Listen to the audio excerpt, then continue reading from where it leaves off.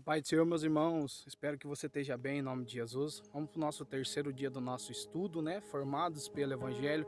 Tem sido uma benção, nós temos sido edificados a cada dia, né? Cada capítulo. Hoje nós estamos no capítulo de número 3 de Mateus e creio que vai ser uma benção também para nossas vidas. Amém? Fica comigo, sou o irmão Evandro Teixeira. Estou me esforçando aqui para fazer vídeos de conteúdos bíblicos para a sua edificação, tá bom? Vamos lá, irmão. O tema de hoje é João Batista, né? O profeta do preparo, do início do reino, né?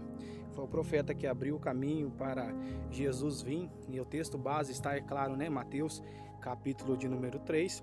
O contexto histórico. Quem foi João Batista, irmãos? João Batista surge no cenário bíblico após aproximadamente 400 anos de silêncio profético em Israel.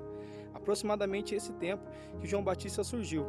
Ele é o primeiro a anunciar diretamente, né, a chegada de Jesus, do Messias. Em Lucas, capítulo 1, versículo 13 e 17, diz assim: Ora, o anjo lhe disse: Não temas, Zacarias, Isabel dará à luz um filho, quem porás o nome de João, e converterá muitos dos seus filhos de Israel ao Senhor seu Deus. E irá diante dele o Espírito e virtude de Elias. Olha que coisa boa, que texto profundo, irmãos. A Bíblia diz que diante de João, quem? O Espírito e a virtude de Elias. Vamos falar um pouco da ênfase histórica, né, sobre João Batista. Quem era ele? Era filho do sacerdote Zacarias e de Isabel, é claro, como a Bíblia diz, nascido milagrosamente. O nascimento de João Batista foi um completo milagre. Criado no deserto, Lucas capítulo 1, chamado profético desde o ventre de Isabel, eles já tinham chamado profético. João não surge por acaso, mas ele nasce com uma missão definida, que era preparar o caminho para o Messias. Exegese bíblica, irmãos. O texto no seu contexto original. Mateus capítulo 3, versículo 1 e 2 diz assim: Naqueles dias apareceu João Batista pregando na Judeia e dizendo, no deserto da Judeia, né, e dizendo: arrependei-vos, porque é chegado o reino dos céus. João aparece, irmãos, fora do templo, fora das sinagogas ali, fora do sistema religioso. O deserto significa o quê? Separação, dependência e conforto emocional. A palavra do Senhor diz que ele só significa proclamar como arauto. Era o que ele fazia. Ele proclamava como um arauto de Deus ali, irmãos, que foi chamado para aquele momento. E metanoel, que significa, né, no grego, significa o que, irmãos? Mudança profunda de mente e direção. João não conversa, ele proclama, ele anunciava a palavra de Deus. Sua mensagem era direta, era urgente, era confrontadora. João, na verdade, irmão, não massageava ego, né? Existem muitos, como o pastor Júnior Trovão diz, existia João Batista na época. Hoje existe muitos João massagista que estão acostumados a usar a palavra de Deus para massagear ego. Com João não tinha isso, irmão. Ele pregava a palavra nua e crua ali, doa quem doer, irmãos. Hermenêutica bíblica, como interpretar João Batista hoje? Mateus capítulo de número 3, versículo 3 diz assim: A voz que clama no deserto, prepara o caminho do Senhor. João cumpre, irmãos, Isaías 43. No mundo antigo, quando um rei visitava uma cidade, o caminho era preparado antes, irmãos. E João faz o quê? Prepara o coração do povo para chegar de quem? Do Rei dos Reis, Senhor dos Senhores. E quem era ele, irmão? Jesus Cristo de Nazaré. Ele cumpria, irmãos, o que Isaías 43 diz, que no mundo antigo, quando o rei visitava uma cidade, o caminho era preparado antes. Princípios hermenêuticos, irmãos. Antes da manifestação de Deus, vem sempre o que, irmãos? O preparo. Deus levanta vozes fora do sistema, quando o sistema se acomoda. Quando o sistema está acomodado, Deus sempre, irmãos, vai levantar profetas para despertar o teu povo.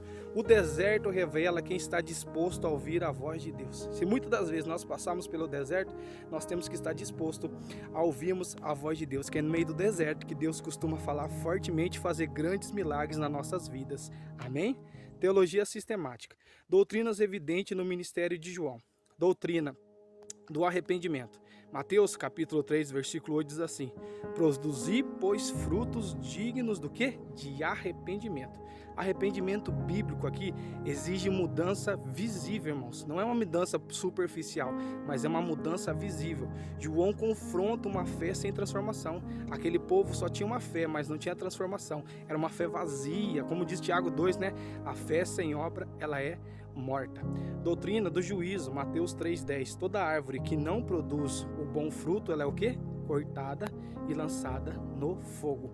João apresenta um Deus que ama. Nós temos um Deus que ama. E João também apresentou um Deus que ama, mas também que julga, irmãos. É um Deus que julga.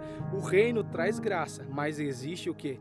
Exige o quê? Resposta, exige responsabilidade. A doutrina do Espírito Santo, Mateus capítulo 3, versículo de número 11. Versículo de número 11, desculpa, irmãos. E ele vos batizará com Espírito Santo e com fogo. João está deixando claro que Jesus viria para batizar com Espírito Santo e com fogo. Que coisa linda, irmão. No grego significa pneuma. O que é pneuma no grego? Sopro, vida, presença ativa de Deus, que nada mais é que é o Espírito Santo. Existe uma matéria, né, na teologia que chama pneumatologia, que é estudos, né, sobre o Espírito Santo de Deus. O fogo representa o quê? Purificação e capacitação espiritual.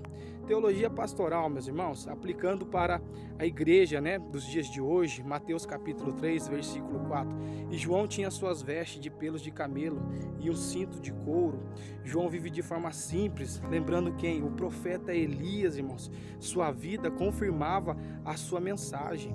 A mensagem perde a força quando a vida não confirma, quando não tem testemunho. Não adianta eu pregar, irmãos, e não viver aquilo que eu prego. Deus usa simplicidade, irmãos, não usa ostentação. A autoridade espiritual nasce do que, irmãos? Da coerência, nasce da simplicidade, da humildade, irmãos. Cristologia. João aponta Jesus, que é o centro, irmãos. Jesus sempre vai ser o centro, ele deve ser, né? Sempre o centro da nossa vida. Após mim vem quem? Quem é mais poderoso do que eu. João entende que o seu papel é o quê? É preparar, não ocupa o lugar de Cristo. Ele não queria o lugar de Cristo, ele sabia que o papel dele era fundamental, mas era um caminho de preparação. A verdade central, irmão, o verdadeiro ministério não chama atenção para si, mas aponta para quem?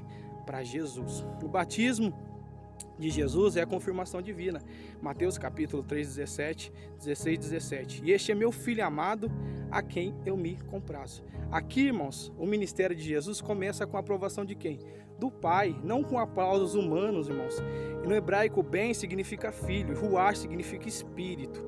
Vamos agora finalizar com a homilética, que é a parte que eu mais gosto, né? Por isso que eu deixo para o final. Homilética é esboço, né? Pronto para você pregar ou ensinar, né? De uma forma bem clara e objetiva. Uma voz que prepara o caminho do rei. Esse é o tema do nosso esboço de hoje, tá?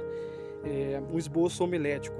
Deus levanta profetas no tempo certo. Sempre, irmão, sempre Deus vai levantar profetas no tempo certo. Mateus capítulo 3, versículo 1. Esse é o primeiro ponto do esboço. Segundo, o reino começa com o quê? Com arrependimento. Para nós buscarmos a Jesus, nós temos que aceitar Ele. E para aceitar Ele, nós temos que nos arrepender dos nossos pecados. O reino de Deus sempre começa com arrependimento. O preparo do coração precede a manifestação de Deus. Quando nós preparamos o coração para Deus entrar, vai preceder a manifestação, a glória dele na nossa vida.